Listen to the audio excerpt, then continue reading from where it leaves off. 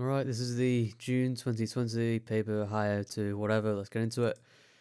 Question number 1, we want to write 84 as a product of its prime factors. If we want to write something as a product of its prime factors, we've got to write a factor tree, so just break this down into its factors. You can break 84 down into 42 and 2. 2 is a prime number, so can't break it down any further. 42 you can break into 2 and 21. 21 you can break into 3 and 7. Now, all of our bottom numbers are prime, so we can't break any of them down any further. So we've broken 84 down as much as we can. So to write this as a product of its prime factors, well, we have its prime factors here. So the product is just going to be all of them multiplied together. We can say 84 is 7 times 3 times 2 times 2. We can rewrite the 2 times 2 as 2 squared, and there's our answer. Part B then, we want to find the lowest common multiple of 60 and 84. It's a calculator paper, so just do it the stupid way, just write them all out. The multiples of 60 are pretty easy because just multiples of 10 times by, multiples of 6 times 10. Just write them out, so 60, 120, 180, these are just the multiples of 6 multiplied by 10. The multiples of 84 you can put in the calculator, and if you work out the first few of them, you'll quickly see that 420 is our lowest common multiple. If you've worked out, let's say, the first 4 multiples of 60, and you've then done the next multiples of 84, and you've not found any, then just go back and find some more multiples of 60, and you'll eventually just get the answer. Question number 2, it's all on sets and stuff. So we have our universal set, which is all the integers from 1 to 10. A is the set of even numbers, B is factors of 10, and the middle is even numbers that are factors of 10. So we've got to complete the Venn diagram. Just go in order. 1 is obviously not even, but it's a factor of 10 because 10 divides by 1. 2 is even, and it is a factor of 10 because 10 divides by 2. 3 is obviously odd, but not a factor, so it goes in the outside because it's neither. 4 is even, but not a factor of 10. 5 is odd, but obviously is a factor of 10. 6 is even, so it goes in A, but 10 doesn't divide by 6. 7 goes on the outside because it's odd and 10 doesn't divide by 7. 8 goes in A, again even, but not a factor of 10. 9 goes on the outside, and 10 goes in the middle because 10 is even, but it is also a factor of 10 because 10 divides by 10. Part B, a number is chosen at random from the universal set. Find the probability that this number is in the set A intersection B. So the A intersection B, that's what this sort of N represents, this sort of weird symbol. That just means the middle. So if there's 10 choices in total, so there's obviously 10 numbers, we're trying to find the probability that if we pick a number at random, it's in the middle. Well, there's two numbers in the middle, or in the intersection, so the probability is 2/10, which is also just 1/5. Question number 3, some ratios and stuff. Carlo puts tins into small boxes and into large boxes. He puts 6 tins into each small box. He puts 20 tins into each large box. He puts a total of 3,000 tins into the boxes, so that the number of tins in small boxes to the number in the large boxes is 2 to 3. He's saying that less than 30% of the boxes filled with tins are large boxes. We want to find out if he's correct. So with questions like this one, there's a lot of information dump. So just kind of take some maths just take some numbers they've given you and just do some sort of basic maths. So kind of work backwards. We have a ratio question. Let's just do what we do in ratios normally. So we know there's 3,000 tins in total. We know that the number of tins in the small boxes to the number of tins in the large boxes is 2 to 3. So before we do anything else, let's just share 3,000 in this ratio. So if you have a ratio 2 to 3, well, we have 2 parts to 3 parts. So we have 5 parts in total. So if we do 3,000 divided by 5, that gives us 600. So each part represents 600. So if we do 600 times 2, we get 1,200. If we do 600 times 3, we get 1,800. Okay, so what we've done is we've shared 3,000 in the ratio 2 to 3, which gives us the number of tins in small boxes to the number of tins in large boxes. So there's 1,200 tins in the small boxes and 1,800 tins in the large boxes. But we're not done with the question. So what Carlo is saying that less than 30% of the boxes filled are large boxes. Now, we're not quite done because all we found out is how many tins are in each type of box, but we not found out how many actual boxes we have. So really what the question boils down to is how many large and small boxes are there? Well, we know that there's 1,200 tins in all the small boxes, just in total. Now, each small box can have 6 tins. So the amount of boxes, small boxes, is 1,200 divided by 6, which is going to give us 200 small boxes. Likewise, the amount of tins in large boxes is 1,800. You can have 20 tins in each large box, so the amount of boxes is 1,800 divided by 20, which is 90. So we have 90 large boxes. So we have 200 small boxes and 90 large boxes. So in total, we have 290 boxes. Carl is saying that less than 30% of the boxes filled with tins are large boxes. Now, we have 90 large boxes, so as a fraction of the total boxes, we have 90 over 290. Now, if you put that in the calculator and you round it to 2 decimal places, you get 0.31, which as a percentage is 31%. He says that less than 30% of the boxes filled are large. Well, we've just found out it's 31%. So 31% is greater than 30, which means Carlo is wrong. A massive idiot. Question number 4, very easy, just table of values. Just plug these values into this equation, y equals 5 minus x cubed. For x is equal to minus 2, you just get this. You get 5 minus 2 cubed. Minus 2 cubed is just minus 8. So you'd have 5 minus 8, which is just 5 plus 8, which is 13. For x equals 0, this is quite easy because 0 cubed is 0. So you just get y equals 5. For x equals 1, we just get y is equal to 5 minus 1 because 1 cubed is 1. That means y equals 4. And then for x equals 2, we just get y is equal to 5 minus 2 cubed, which is 5 minus 8, which is minus 3. And we just complete our table. Part B wants us to sketch the graph of y equals 5 minus x cubed from the values of x from minus 2 to 2. We just have to plot these values and join them up. So, just for example, if you have x is equal to minus 2, y is equal to 13. Well, 13 is between 12 and 14, so we just plot that. X is equal to minus 1, y is equal to 6. And likewise, we just plot the rest of these in the same way. It's not really worth me going through each individual one. And then we can join them up like this, which is how a negative cubic is meant to look. But if you don't know that, then, well, now you do. Question number 5. We have a right angle triangle. We're almost certainly going to be using trigonometry for this one. We're given an angle, we're given an unknown side, and we're given the length of one side. And we want to find out the value of the unknown side. So we're going to use one of these formulae that you're familiar with. They correspond to this. And depending on the information you're given about a right angle triangle, that determines which of these you're actually going to use. So the side opposite the angle is the opposite. So x is the opposite side. The longer side is the hypotenuse. So we have x is the opposite, and we have 178 is the hypotenuse.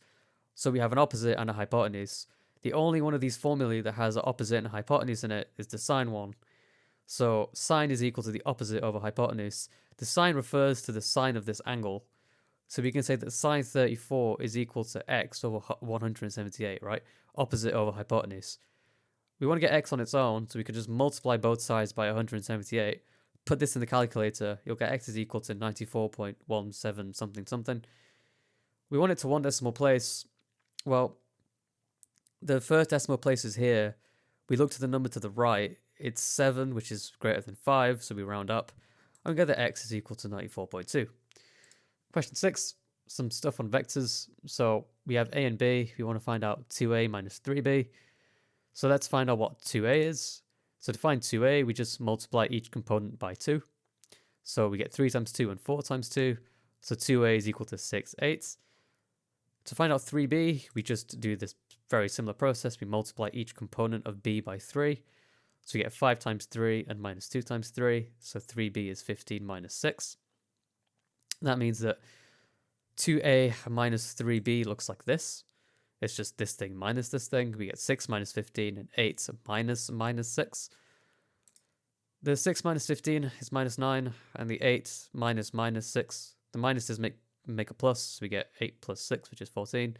So 2a minus 3b is minus 914. Question number 7, we have a right angle triangle and we also have a quarter circle. We're just given some information. We're saying ABC is our right angle. The quarter circle is centered at C, has a radius CB, and we want to find out the area of the quarter circle. So a very reasonable first thing to do here is to find the length of this side, CB. So we have a right angle triangle. We have two sides, and we're trying to find out a missing side. So we're going to use Pythagoras. So just c squared is equal to a squared plus b squared. This just means that the hypotenuse squared is equal to this side squared plus this side squared. So put the value of the hypotenuse in here. We get 9 squared is equal to 6 squared plus cb squared. For some reason, I've written it twice. I'm not going to change it. Too lazy. Square everything that needs to be squared. So you get 81 is equal to 36 plus cb squared. Take the 36 to the other side. You get cb squared is equal to 45. So CB is root 45. So the length of this side is root 45. Now we want to find the area of the quarter circle. Well, if you think about the area of a circle, that's pi r squared. So the area of a quarter circle, so the area of a sector, is a quarter pi r squared because it's a quarter circle. So just plug in the value for r. Now the r is our radius, which is just CB. We know that CB is root 45.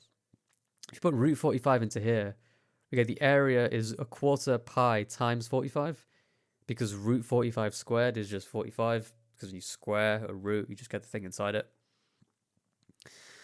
So then, for some reason, I've written this twice as well.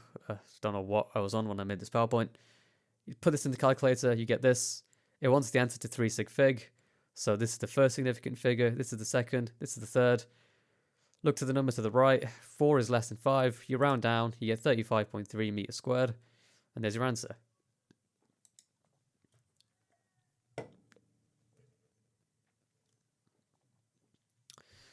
Question number 8. Tarek buys a laptop. He gets a discount of 5% off the normal price.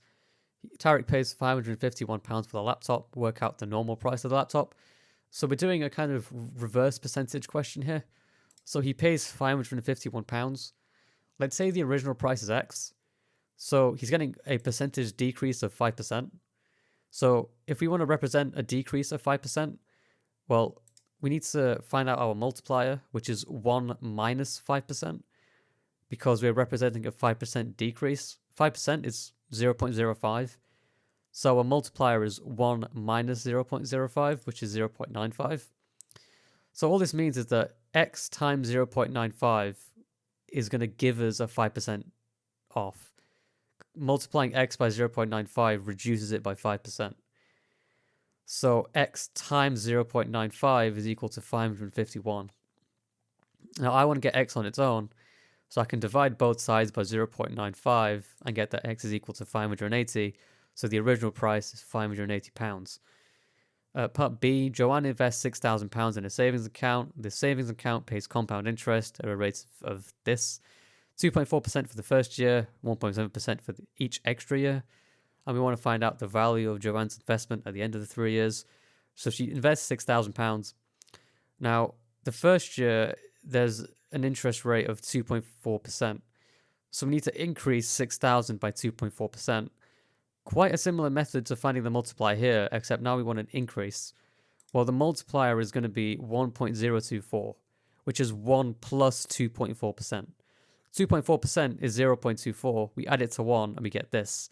So because we want to do 6,000 times this to get this, this just represents an increase of 2.4%. So we've done the increase for the first year. This is an outcome after the first year. So we have 2 more years to go.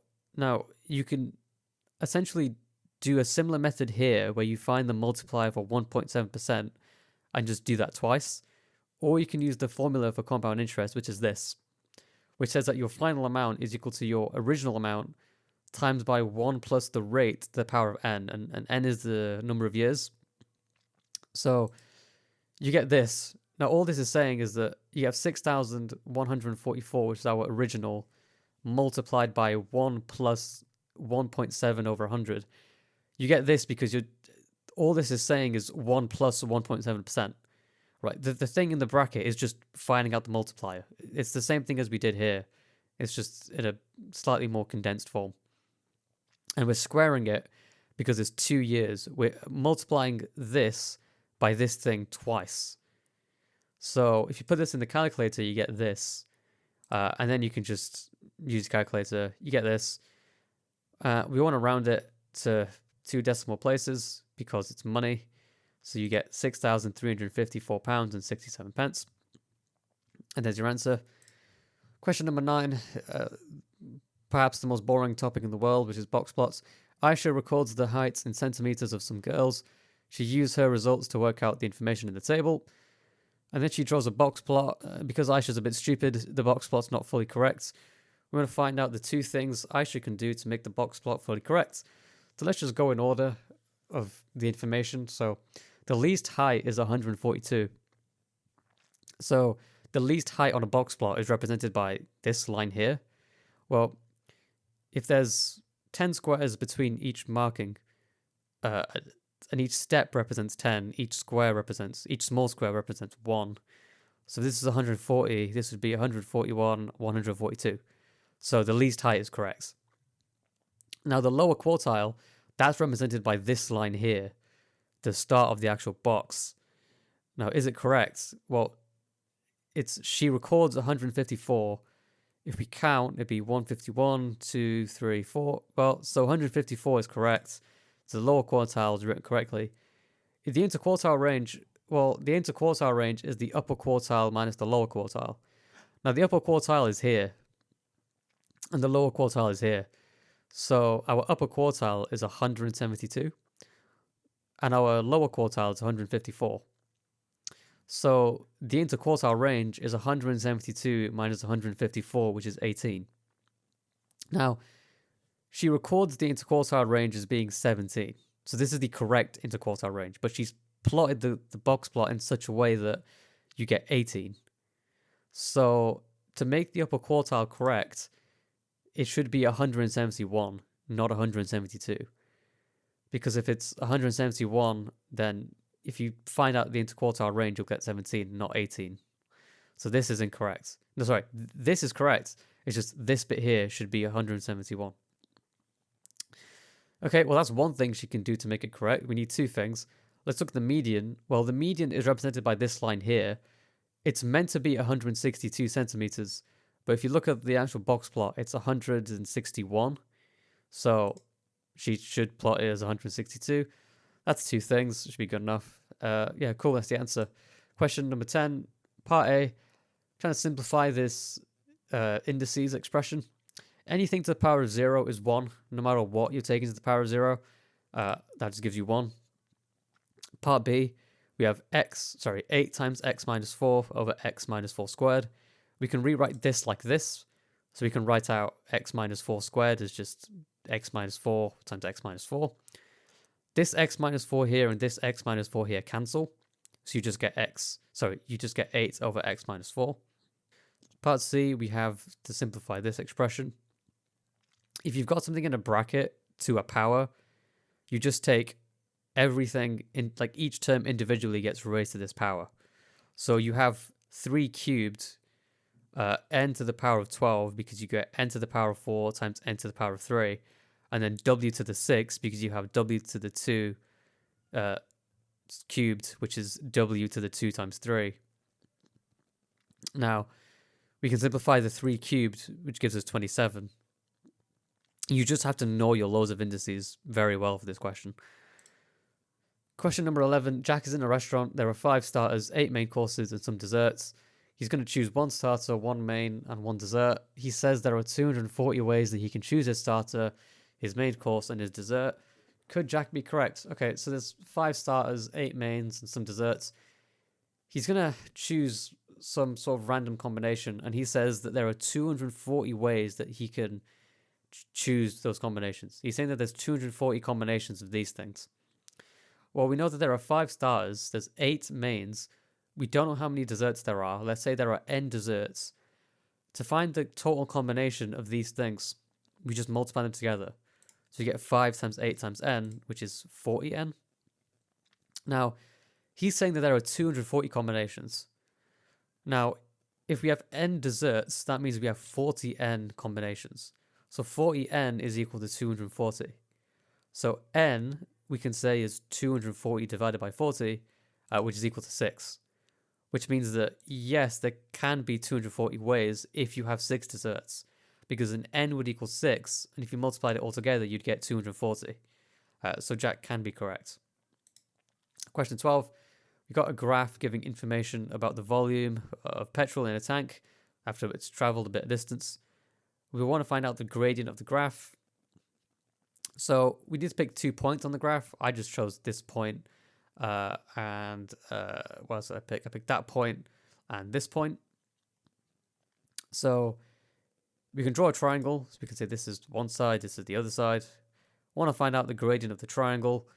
So the length of this line, well, if you go from 10 to here, well, this is 27 if you count the squares. So the length of this line is 17, but it's actually minus 17.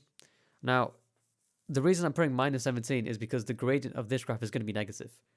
So one of your values needs to be negative. I just chose this one.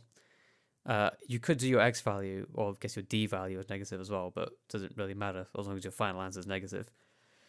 So the length of this line, the one at the bottom, well, we're going from 0 to here. If you count the squares, this is 190. So the length of this line is 190. The change in y over the change in x, which is the gradient. Now I get it's d and v, so not y and x.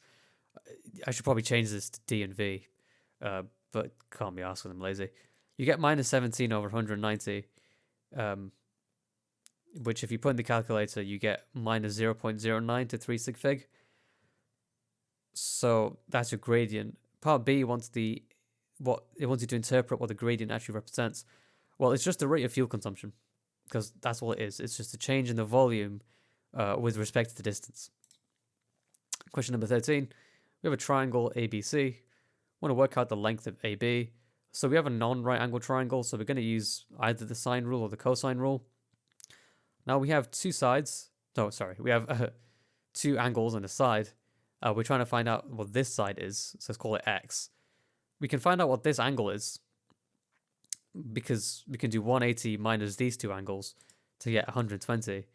So now we have 3 angles and we have 2 sides. So we're going to use the sine rule, which is this. So the small letters are representing a side, the big letters are representing an angle.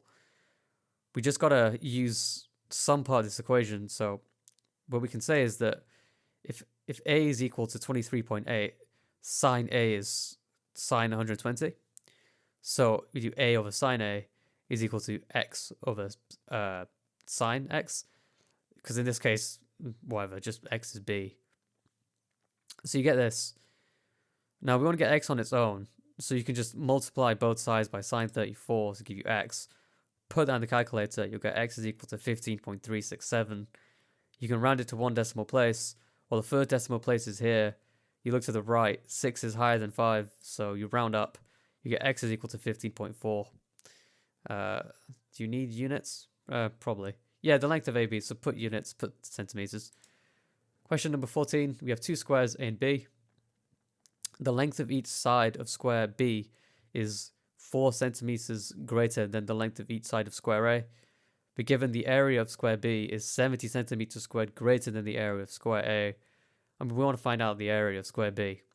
So let's say the length of this side of A, or just any side of A even, is X. Well, it says that the length of each side of square B is 4 centimeters greater. So each side of length B, the length of each side of B is X plus 4. Now, it's talking about the area of A. So the area of A is just X squared, because it's just X times X. The area of B is X plus 4 squared, because it's X plus 4 times X plus 4. So we can write it as a bracket like this. Now we can expand these brackets. So we have an X times X, that's X squared, plus a 4X, plus a 4X, plus 16. You get this quadratic, X squared plus 8X plus 16. We're saying that the area of square B, which is this, is 70 centimeters squared greater than the area of A. The area of A is x squared, so x squared plus 70 is equal to this. So you just get this equation here. You can subtract x squared from both sides, which is nice because that means we don't have any x squared to deal with. You can take the 16 to the other side. You get 8x is equal to 54. If you divide both sides by 8, you get x is equal to 6.75. Now, we want to find the area of B, which is just x plus 4 squared. So if you put this x into here, you get 6.75 plus 4 squared. You put that in the calculator, you get 115.56. We want it to 3 sig fig, so this is the first, second, third significant figure. 5 is obviously greater than or equal to 5, so we round up, so we get 116 centimeters squared. And that's our answer. Question 15, we've got a triangle A that's being mapped onto triangle B. When we want to describe the transformation, well, the first thing you want to notice is that it changes size, so it's going to be some kind of enlargement. But we want to find out the scale factor of the enlargement. We want to find out how much bigger it's actually gotten. So if we look at these two lengths of A, let's just look at this one. It's 2 squares long. Now, the corresponding length of shape B is 3 squares long. So if you do 3 divided by 2, we get 1.5. Now that means that if you multiply this length by 1.5, you'll get this length. Which is true, because if you multiply 2 by 1.5, you get 3. So that's our scale factor. Okay, so let's just leave the enlargement thing for now. We also know that it's a reflection, right? Because it sort of changes direction. Now, a reflection means you're going to have a negative scale factor. So the scale factor is actually minus 1.5. So we can say that this is an enlargement by a scale factor of minus 1.5. But we're not quite done because we need to find the center of enlargement. So to find the center of enlargement, we just match up each corresponding corner and then see where those points meet up. So this corner would represent this one. If you can imagine rotating this, these two corners are the ones that match each other. Likewise, this one and this one match each other, and this one and this one match, and then you can quickly see that they meet at the point 1, 1.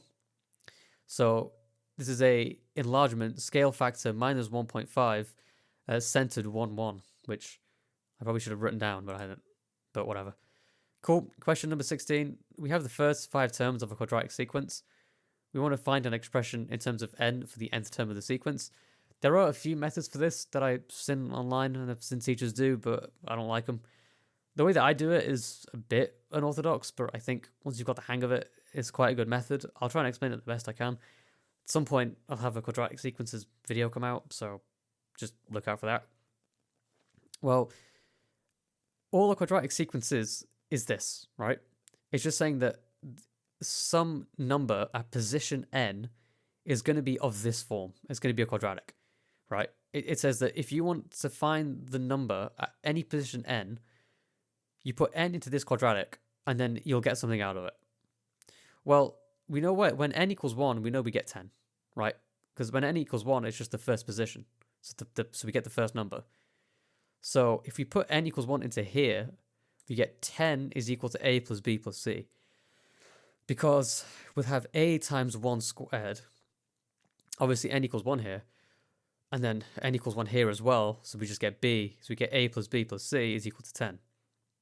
Now, if we put n equals 2, then we'll get 21. So we get 21 is equal to 4a plus 2b plus c.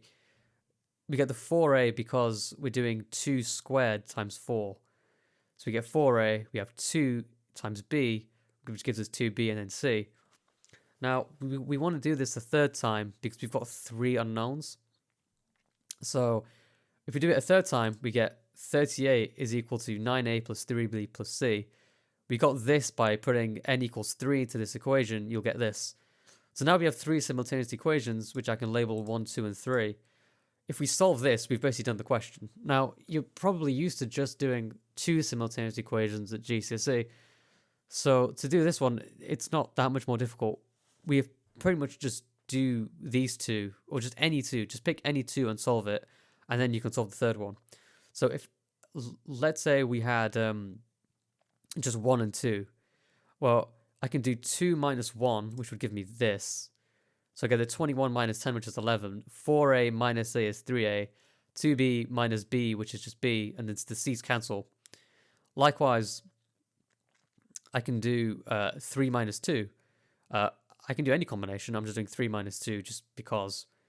So what I can have here is this. The 38 minus the 21 is 17. The 9a minus the 4a is 5a. We have 3b minus 2b, which is just b.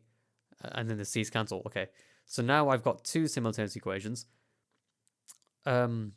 These are actually quite easy to solve because if I do this one minus this one, well, the b's cancel, so I just get 6 is equal to 2a, so a is equal to 3. If I put a is equal to 3 into here, I get 11 is equal to 9 plus b. I can take the 9 to the other side and get b is equal to 2. So I've done a and I've done b.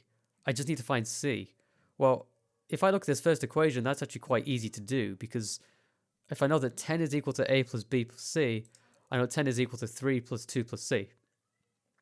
So if I put, and I got that because I know a is equal to 3 and b is equal to 2, I can solve for c by just taking the 3 and the 2 to the other side, so c is equal to 5. So a is equal to 3, b is equal to 2, c is equal to 5. I found out my missing values. If I put those into here, I get this, which is my quadratic sequence. This is my nth term. I'm going to explain this formula again, this whole method, just in case you're confused. I'm saying that a quadratic sequence is essentially a function of this form. It's a quadratic. I know what happens if I put n equals 1, 2, and 3. I'll get these terms, which gives me 3 simultaneous equations. I can solve 2 of them on their own to give me 2 of the variables. Once I've got 2 of the variables, I can find the third one by plugging it back into the original. And then once I found all my missing variables, I know what these coefficients are equal to, and I get my nth term. That's what it is. I'll have a video on this out at some point. Question number 17. We want to write down the coordinates of the turning point on this graph. So this is a quadratic in complete the square form. To find the turning point, we just do minus this value for the x, and the y value is just minus 7, which is this. There is kind of a reason for this, but I'll go through it and when I do my complete the square video. But if you actually plot this graph on a computer, you'll see that this is where the turning point is. You just do minus whatever's inside here for your x value, and your y value is just whatever's on the outside. Okay, question number 18. This question is actually quite difficult. So we have a cone. It's got a diameter of 20 centimeters and a slant height of 25 centimeters. There's a circle drawn around the surface of the cone at a slant height of 10 centimeters above the base. The curved surface above this circle is painted grey. We want to find out the area of the curved surface that's not painted grey, so the bottom bit. So the thing with questions like this one is just doing some sort of maths just to start with some information that they've given you, and then once you've done a bit of stuff, the actual main thing will become quite clear. So what I mean is that, okay, they've given us an equation for the curved surface area of the cone. That's pi times the radius times by the slant height. So let's find out the curved surface area of the entire solid. So we're going to use a formula, pi times 10 times height. Well, the reason we do pi times 10 is because the radius is 10 because the diameter is 20. So half the diameter is the radius. The height, well, the slant height is 25 centimeters. So we do pi times 10 times 25, which is 250 pi. Just leave it in terms of pi. We don't need to put it in the calculator or anything. So that's the surface area, or the curved surface area of the entire solid. But we just want this area here, the bottom one, or at least the curved surface area of the bottom one. So we've got to find out the curved surface area of the grey piece. So I know that this length is 15, because if this length is 25, this one's 10, this one has to be 15. So let's try and find the curved surface area of the grey cone. Now, let's imagine I create a triangle, like this. And what I can say is that I know the length of this side is 15. Right, this is like my hypotenuse. I know that this thing here is my radius. Now that's what I want to find out, because if I can find out the radius, then I can find out the curved surface area of the grey cone. Because I've got the slant height, I just need the radius. Now the way I do this is that if I think of the grey cone as like one cone and the full solid as another cone, then the full cone, the full solid, is like a scaled up version of the grey cone. Now I want to find out how much has been scaled up by. Well, what I can do is I can look at the slant heights. So the slant height of the grey cone is 15. The slant height of the full cone is 25. Because if I do 25 over 15, I get 5/3.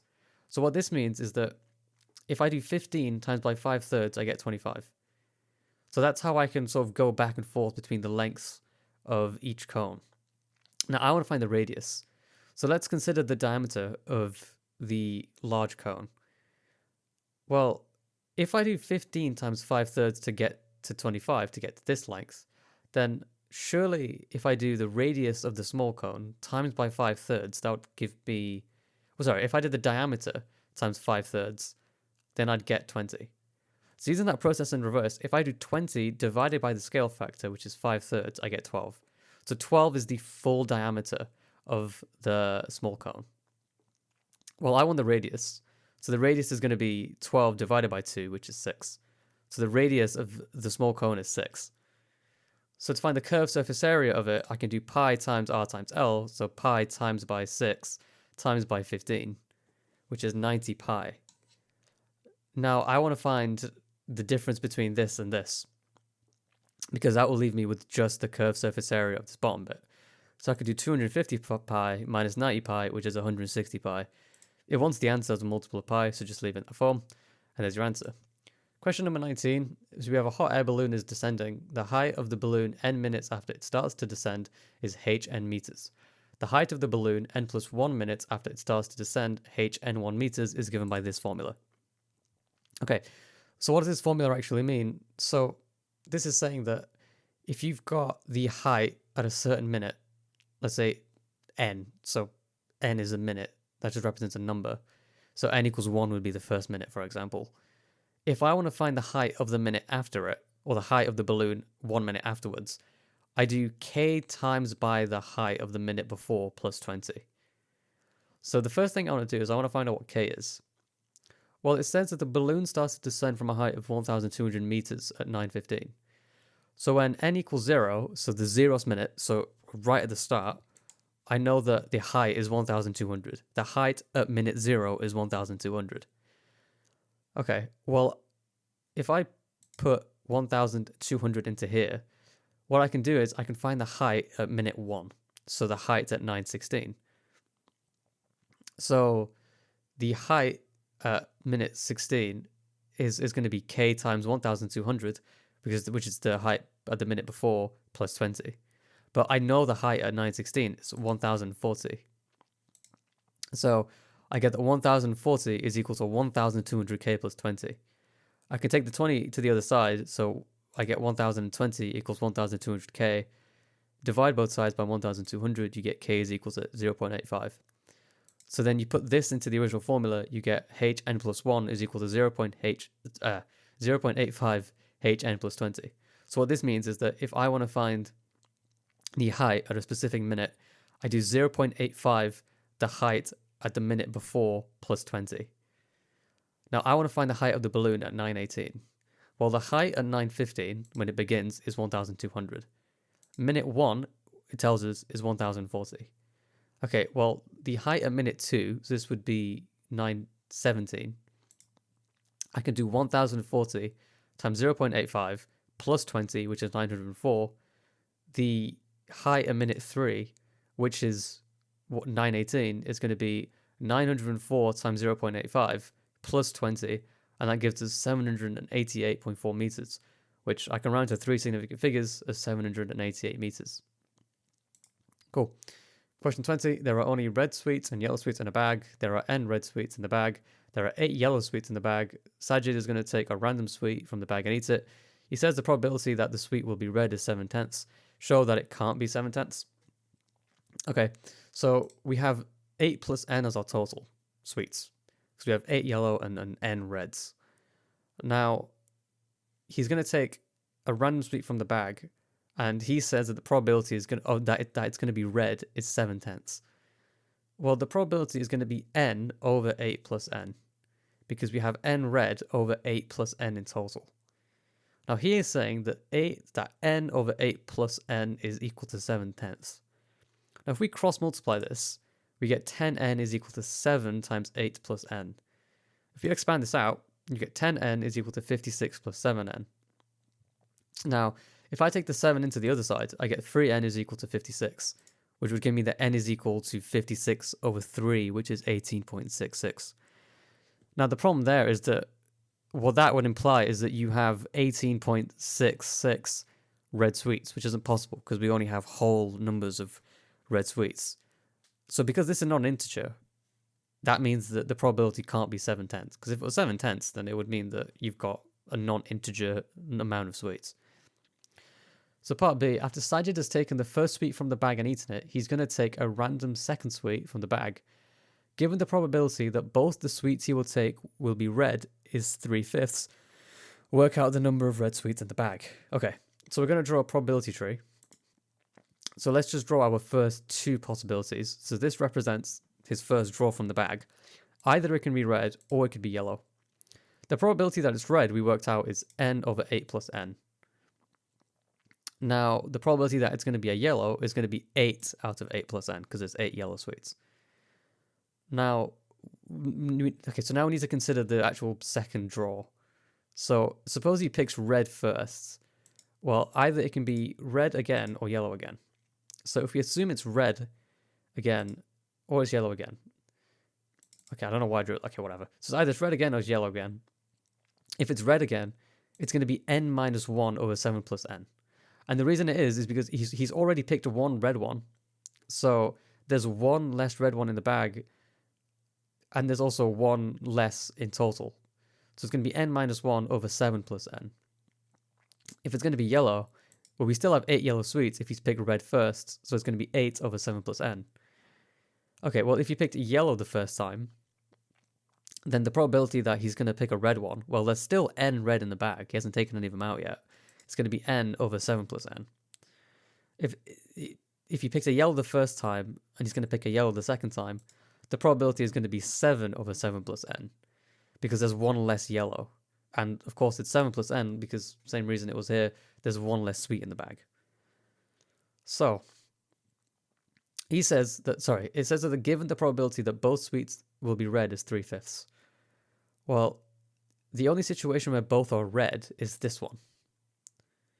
So that must mean that the probability that he picks 2 red sweets is going to be n over 8 plus n times by n minus 1 over 7 plus n. It's this one times by this one, which makes sense because we're going red and then red again. Can't speak. So if we multiply these together, we get this. Now, if you can expand the brackets, you get n squared minus n, and then on the bottom you get 8 times 7, which is 56, plus 7n plus 8n plus n squared. Now, that gives you this fraction here. You can simplify the denominator to give you this quadratic. Now, it says that the probability of this is equal to 3/5. So now we can cross multiply and we get this. So we get 5 times n squared minus n is equal to 3n squared plus 15n plus 56. We can expand these brackets and expand these brackets. So just multiply everything in here with here, everything here with here. You get this. You can take the 3n squared and take everything else to the other side. You get 2n squared minus 50n minus 168. So now we have a quadratic in terms of n. If we want to solve this, we just use a quadratic formula. So that would give us that n is equal to this thing. This is the quadratic formula. I think they give you this now in the exam. So a is 2, b is minus 50, and c is minus 168.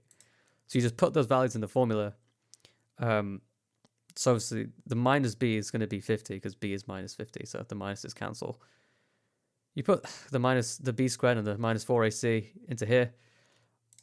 You can condense all of it down just by putting this stuff in your calculator. And you'll get this. Now, you can break this down even further to get 50 plus or minus 62 over 4. Now, we can't have the minus because that would give us a negative n, which means that we have negative red tweets, which isn't possible. So we just take the 50 plus 62 over 4.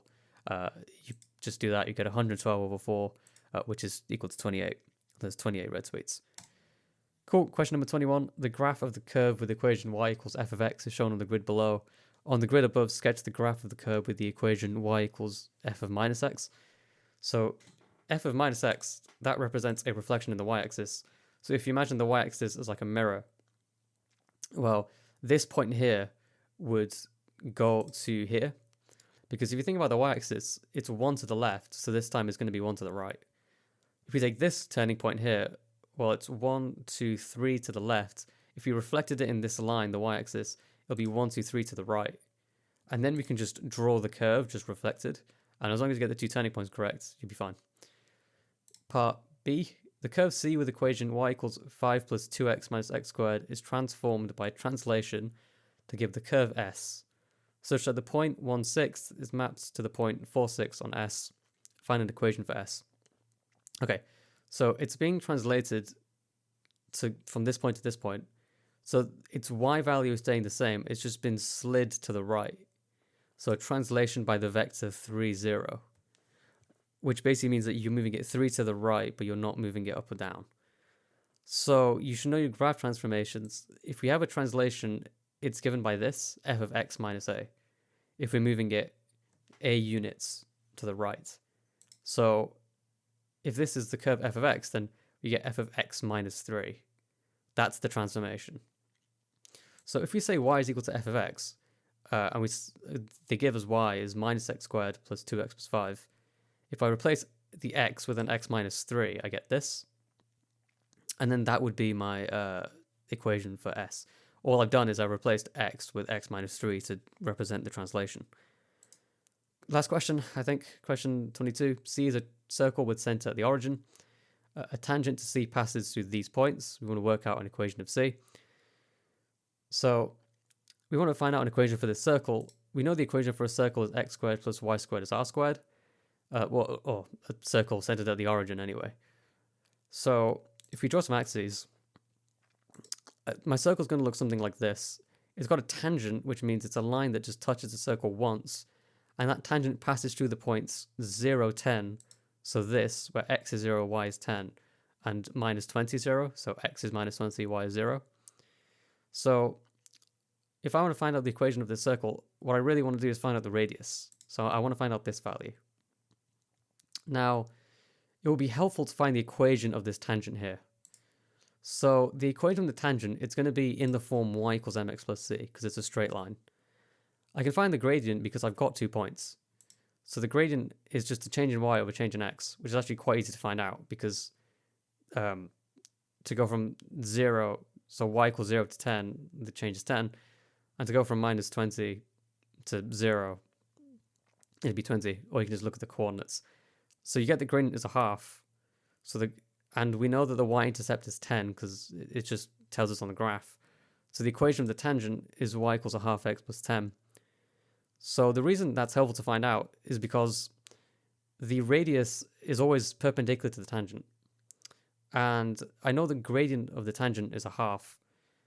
So that means that the gradient of the radius is perpendicular. So if I say, so this was m, which was the gradient of the tangent. If I say m1 is the gradient of the radius, well, of this radius here, I could say that's minus 2. So if the radius was a straight line, it would have the equation y equals minus 2x plus c. Now, we don't need to find out the y-intercept because if the radius was a line, it goes through the origin. So y equals 0, x equals 0. So the y-intercept is just 0, so y equals minus 2x. Now, so the equation of the tangent is y equals a half x plus 10. The equation of this radius is y equals minus 2x. If I can find out what this point here, where they meet up, like that little point on the circle, that'll tell me where the tangent touches the circle. So if I equate these two things together, I get this. I can times by 2, I can then just rearrange, solve for x, I get x is equal to minus 4. If I put x equals minus 4 into, if I put x equals minus 4 into either of these formulae, I get y equals 8. So this point here is minus 4, 8. Now, if this is minus 4, 8, then, and this is the origin, I can find the distance between these 2 points, and that would give me the length of the radius. So to find the distance between the 2 points, we use this formula. Now, if you don't know this formula, you should go memorize it. At some point, this is like the second video on the channel, so at some point there'll be a video on this. I don't know when. What this means, this equation very quickly, is that if I have 2 coordinates, I can do the x coordinate of one minus the x coordinate of the other squared plus the y coordinate of one minus the y coordinate of the other squared, square root it, and you'll get the distance between 2 points. This is just a very rearranged version of the Pythagorean formula. So I get this because what happens is, if I say this is sort of my x1, this is my x2, minus 4 minus 0 is just minus 4. Let's say this is my y1, this is my y2, 8 minus 0 is 0, so I just get the square root of minus 4 squared plus 8 squared. You put it in the calculator, you get the square root of 80, which is the length of the radius. Now, the equation of the circle is x squared plus y squared equals r squared. R is root 80, so r squared is 80, so this is my final answer. Yeah, and that's it. That's the end of the video. Thank you for watching. See you next time.